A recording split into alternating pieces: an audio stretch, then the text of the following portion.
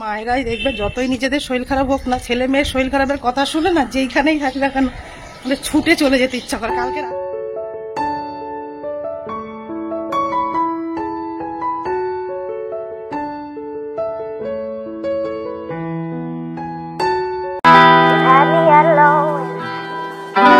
অন্য দিনের তুলনায় আজকে শরীরটা একটু ভালো না হলেও আজকে আমাকে ভালো হতেই হবে। মাথা ঘোরানোটা আর কমছেই না।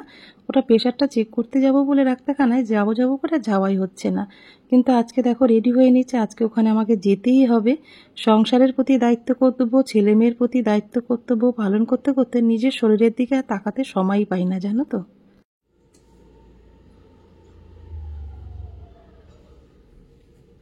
Hello everyone, good morning. তোমরা সবাই কেমন আছো? আশা করি খুব ভালো আছো, সুস্থ আছো। আমরাও ভালো আছি। দেবনাথ ফ্যামিলিতে তোমাদের আরেকবার স্বাগত। আজকে হচ্ছে রবিবার আর ঘড়ি কাটাতে বাজে এখন 8:05।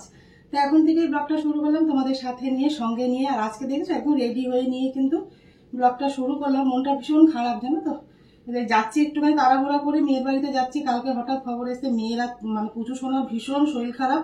তো শরীর খারাপের কথা শুনে কাল রাত থেকেই মানে ছটফট করছি। কালকে কোনো রকম ব্লগ করতে পারিনি, মনটা খারাপ ছিল।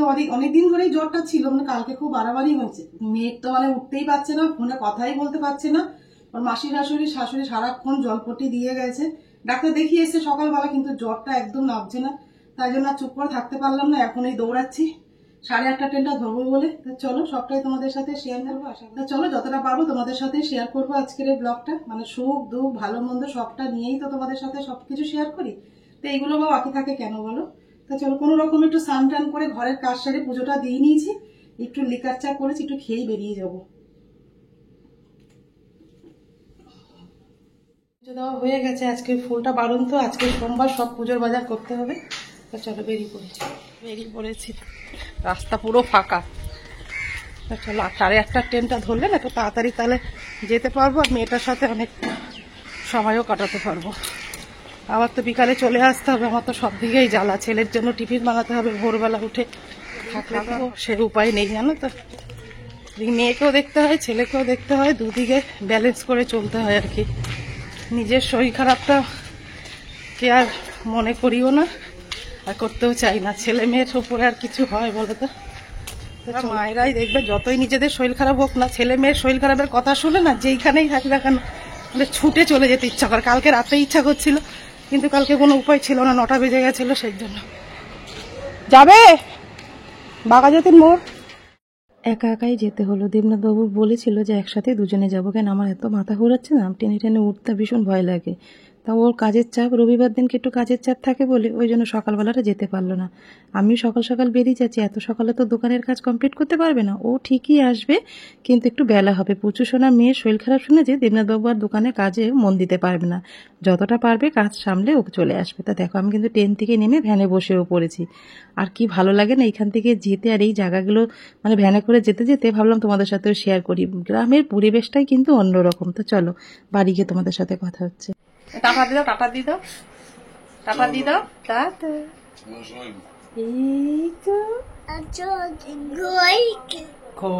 খইছি টাটা দিয়ে দাও, টাটা দিয়ে দাও। ও জ্বর এসছে মা, জ্বর এসছে। ছবি কত আর ছবি বলো, ছবি টাটা দিয়ে দাও, টাটা দিয়ে দাও। আগে ছবি বলো, ছবি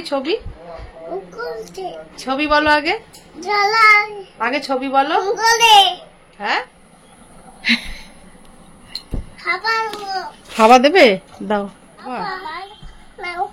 নাও নাও নাও, দাও দাও, আচ্ছা দাও ছবি। খেলা, ও বাবা এই পড়ে যাবে। হ্যাঁ ও বাবা, পুচু কত খেলা শিখেছে। ও বাবা, কত খেলা শিখেছে মা। এই যে আবার করো। আমার ভালো থাকা, সুস্থ থাকার মেডিসিন হচ্ছে আমার পুচু সোনা, জানো তো। ও আমার কাছে থাকলে আমি নিজের শরীর খারাপের কথা ভাবার সময়ই পাই না।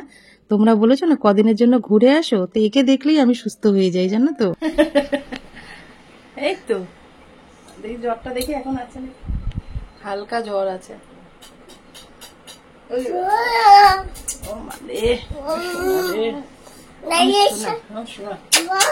করেছি। আচ্ছা টাটা দিয়ে দাও, টাটা দিয়ে দাও, তাহলে একটু টাটা দিয়ে দাও। টাটা। এই তো ছবি। ওই দেখো ও দিচ্ছে। চা খাবেই? পুচু সোনার শরীরটা আজকে একটু ভালো আছে, কিন্তু আমার মেয়ের যে এতটা শরীর খারাপ সত্যিই বুঝতে পারিনি গো। মেয়েকে দেখে তো আমার নিজেরই কেমন একটা লাগছে, মানে এই কালকেরে প্রচণ্ড কষ্ট পেয়েছে জানো তো জ্বরের জন্য। তা বলছে মা মাথাটা প্রচণ্ড ভার হয়ে গেছে, আর মাথা ভারের জন্য ওর শরীরটা আরও খারাপ লাগছে। সেই জন্য গরম জল করে গামলার মধ্যে জল ঠান্ডা গরম মিশিয়ে নিয়ে আগে ওর মাথাটা একটু ভালো করে শ্যাম্পু দিয়ে দেবো, তারপর একটু স্নান করিয়ে দেবো। মনার স্নান হয়ে গেলে পুচু সোনাকেও স্নান করিয়ে দেবো। আজকে মা ছেলেকে একসাথেই স্নান করাবো বলতে পারো। তো দেখো বাবু স্নান হয়ে গেছে বাবারি। কি বলে বাবা, কি আনন্দ, কি আনন্দ বেশি। বলে বাবা স্নান হয়ে গেল। বাবা লজ্জা পাচ্ছে। ও দিদুনকে দেখে একটু সুস্থ লাগছে, একটু সুস্থ সুস্থ লাগছে। টাকা বাবু টাকা। পুচু সোনা কিন্তু দিদুনকে পেয়ে খুব খুশি। তোমরা ওর মুখের হাসি দেখেই বুঝতে পারছো কতটা আনন্দ আর কতটা খুশি রয়েছে। আর দিদুনও কিন্তু কম খুশি নেই। আমি তো আমার শরীর খারাপ অর্ধেক ভালো হয়ে গেছে ওর মুখের হাসি দেখে। তা দেখো এখানে এসে দেখি সবারই শরীর খারাপ, মেয়ের শাশুড়িরও ভালোই শরীর খারাপ হয়েছে। মানে একটু জ্বরটা না, একটু সর্দি কাশি জ্বর এগুলো দেখবে একটু ছোঁয়াছে, একজনের হলেই সবার হয় বাড়িতে।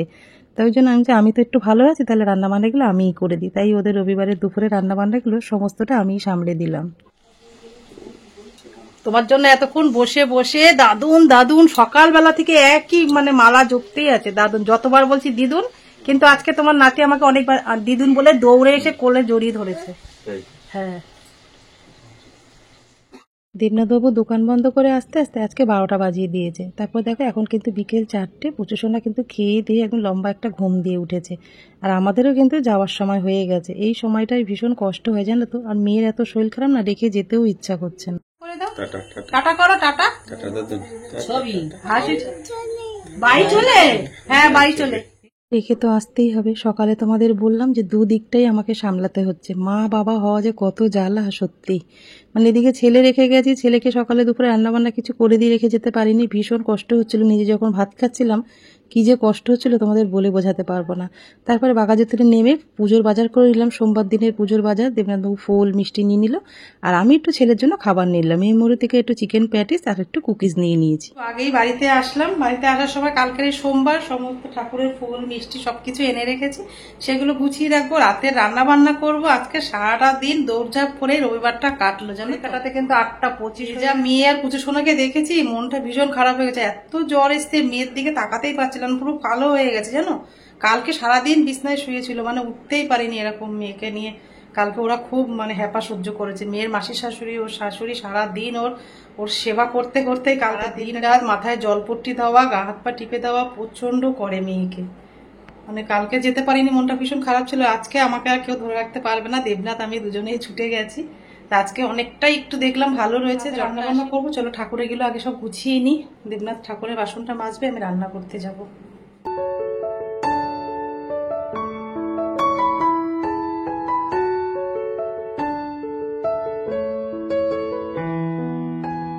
এসে স্নান কিন্তু আমার হয়ে গেছে, মাথা ভেজাইনি, গলা পর্যন্ত পুরো ধুয়ে নিয়েছি। তারপরে দেখো এখন জায়গার জিনিসগুলো জায়গায় গুছিয়ে রাখতে হবে। তার আগে কিন্তু সন্ধ্যের চা বিস্কুট কিন্তু আমার খাওয়া হয়ে গেছে। বাবুই চাটা করে দিল, আর চিকেন প্যাটিসটাও নিজেই গরম করে নিজেই খেয়েছে। তা দেখো এইগুলো একটু না আলাদা না করে রাখলে না খুব অসুবিধা হয়ে যায়। আর এই সাদা ফুলগুলো তো মনাদের বাড়ি থেকে নিয়ে এসছি। ও শাশুড়ি আমাকে গাছ থেকে জবা ফুল আর সাদা ফুলগুলো তুলে দিয়েছে। ওই সাদা ফুলগুলো কিন্তু মানে ঠাকুরকে পুজো দেওয়া যায় না, কিন্তু সিংহাসন সাজানো ভালো লাগবে দেখতে। একটু নেতিয়ে যাবে, কেন কালকে পর্যন্ত থাকবে না। তা দেখো ফুলের জায়গা সবকিছু ফুলগুলো 3টে ঝুড়িতে একদম সুন্দর করে গুছিয়ে রেখে চলে এসেছি রান্না করে। রাতে রান্নাবান্না করব, তার জন্য বেশি কিছু করব না। গিলে মেটে ছিল জানো তো কিছুটা, সেইটা একটু ঝাল ঝাল করে লাল লাল করে একটু কষা কষা রান্না করব। আর রুটিটা আর বানাবো না। দেবনাথবাবু আর বাবু বললো যে ওরা একটু তন্দুরি রুটি খাবে, সেই জন্য কিন্তু বাবু আনতে চলে গেছে।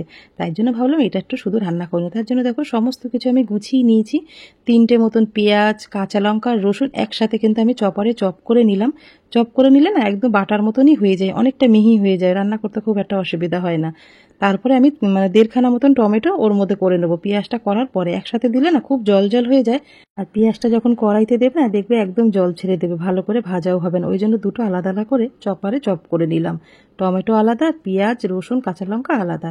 ওগুলো সব কিছু হয়ে গেছে, গুছিয়ে নিয়েছি। এবার দেখো আমি একটু অল্প করে আলু দেবো, মানে ছোটো ছোটো করে আলু কেটে নিয়েছি। নুন হলুদ দিয়ে আলুটা তেলের মধ্যে দিয়ে ভালো করে লাল লাল করে একটু ভেজে নেবো। তারপরে গিলে মেটেটা রান্না করব। এগুলো কিন্তু রুটি দিয়ে খেতে ভালো লাগে, ভাত টাত দিয়ে অত ভালো লাগে না। আর বাবুও বললো, মা রাতে আর ভাত করতে হবে না, ওইবেলা বিরিয়ানি খেয়েছি, তুমি একটু গিলে মেটেটা ভালো করে কষা কষা রান্না করো। সেই জন্য রান্না করতে চলে আসলাম। তা দেখো আলুগুলো ভাজা হয়ে গেছে। ওই তেলের মধ্যে চপরে যে পেঁয়াজটা করে রেখেছিলাম সেটাকে দিয়ে দিলাম। দিয়ে এবার পেঁয়াজটা ভালো করে একটু যে ভাজা ভাজা হয়ে যাবে, তারপরে কিন্তু টমেটো করে রেখেছিলাম চপরে, সেটাও দিয়ে দেবো। তা দেখো টমেটো থেকে কতটা জল ছেড়ে দিয়েছে। একসাথে করলে না পেঁয়াজটা একদমই ভাজা যেত না। তা দেখো দিয়ে দিলাম, দিয়ে এবার সবগুলো ভালো করে ভাজা ভাজা করে নেবো। পেঁয়াজ আর টমেটোটা ভালো করে ভাজা ভাজা করে নেওয়ার পরে আমি যে গিলেগুলো কেটে রেখেছি সেগুলো কিন্তু ওর মধ্যে দিয়ে দেবো। টমেটো আর পেঁয়াজের সাথে ভালো করে ভাজা ভাজা হয়ে যাবে। প্রথমে বলেছিলাম না গিলে মেটে, এর মধ্যে কিন্তু মেটে নেই, জানো তো। আসলে গিলে মেটে কথাটা আমরা সবসময় একসাথে বলি তো, সেই জন্য মুখ থেকে বেরিয়ে গেছে। দেবনাথবাবু কিন্তু শুধু গিলেই কিনে নিয়ে এসছে, মেটে কিন্তু ওর সাথে একটাও নেই। দেবনাথবাবু বললো যে মেটে খাওয়া কিন্তু খুব একটা ভালো না, গিলেটা খাওয়া যেতে পারে।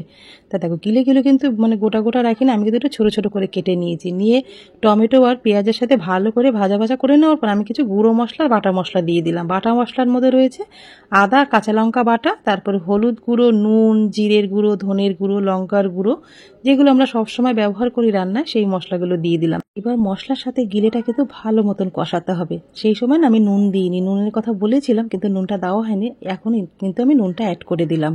আসলে কি হলো তো, আলু ভাজার মধ্যে আমি নুনটা দিয়েছিলাম তো, সেই জন্য আমি নুনের কথা বলে ফেলেছি। তা দেখো ভালো করে কিন্তু এখন কষাতে হবে যতক্ষণ না মশলা থেকে তেলটা ছেড়ে দিচ্ছে বা মাংস থেকে তেলটা ছেড়ে দিচ্ছে। তেলটা ছেড়ে দিলেই কিন্তু আমি ওর মধ্যে পরিমাণ মতন গরম জল অ্যাড করবো। তার মধ্যে কিন্তু আমার দেখো অনেকটাই কিন্তু কষে গেছে। এইবার কিন্তু আলু যে ভেজে রেখেছিলাম সেই আলুটা দিয়ে দেবো। তো দেখো কষাতে কষাতে কিন্তু একদম লাল হয়ে গেছে, দেখেছো। এইবার ভেজে রাখা আলুটা যে ছোট ছোট করে কেটে রেখেছি, আলু তো বেশিরভাগটা সেদ্ধই হয়ে গেছে। তা দেখো আলুটা দিয়ে কিন্তু এবার ভালো মতন কষাতে হবে। তা চলো দেবনাথবাবু কী কী কাজ করছে তোমাদেরকে একবার দেখিয়ে দিই ঠাকুর ঘরের। তা দেখো দেবনাথবাবু আমার কাজ তো হয়ে গেছে, এবার দেবনাথবাবু ঠাকুরের বাসন কিছু মেজে রেখেছে, আরও কিছু মাজতে যাচ্ছে। বললাম না প্রত্যেকটা কাজেও কিন্তু আমাকে ভীষণ হেল্প করে। বুধবার আর সোমবারের বাসনগুলো ঠাকুরে ওই মেজে দেয়, যখন না পারে তখন কিন্তু আমি সকালবেলা সেরে নিয়ে এগুলো। তা দেখো অনেকটা রাত হয়ে গেছে, 10টা বেজে গেছে, মানে আমাদের কাছে অনেকটাই রাত হয়ে গেছে। মানে খাওয়া দাওয়াটা একটু সকাল সকাল করে নেওয়াই ভালো, একটু রিচ খাবার দাবার তো, একটু 9:30 10টার মধ্যে হয়ে গেলে ভালো হয়। তারপরে আধ ঘন্টা একটু হাঁটাচলা করো, তারপরে শুয়ে পড়ো। বেশি কিছু রাতে রান্নাবান্না করতে পারলাম না, শরীর আর দিচ্ছিল না, সারাটা দিন দৌড়ঝাঁপ করে কাটলো তো, ওই জন্য আর বেশি কিছু করতে পারলাম না। মনার বাড়িতে গিয়ে যতটা পেরেছি একবেলা থেকে, মানে যতটুকু করে দেওয়া সম্ভব হয়েছে আমার পক্ষে ততটুকুই করে রেখে এসেছি। মেয়ের শাশুড়ির উপরে প্রচণ্ড প্রেশার থাকে, কেন ছেলেকে নিয়ে সারাদিনই ছোটাছুটি করতে হয়। কেন আমার কাছে ছেলে তো, আমি জানি কতটা মানে খাটতে হয়। একটা বাচ্চা ছোট বাড়ি থাকে, তার মধ্যে মেয়েরও জ্বর, মেয়ের শাশুড়িরও জ্বর, মানে এরকম করে খুবই কষ্ট, জানো তো। তা দেখো 10টা বেজে গেছে, ওই জন্য একদম হালকার মধ্যে রান্নাবান্না করে নিয়েছি। একদম গরম গরম তন্দুরি রুটি, আর তার সাথে রয়েছে গিলে কষা, ব্যাস হয়ে যাবে তাতেই আমাদের। ছেলে ছাদে গেছে, ও আসলে কিন্তু একসাথে খাওয়া দাওয়া করবো। ছোট্ট একটা ব্লগ শেয়ার করলাম, কেমন লাগলো কমেন্ট করে জানিও, ভালো লেগে থাকলে লাইক কমেন্ট শেয়ার করো।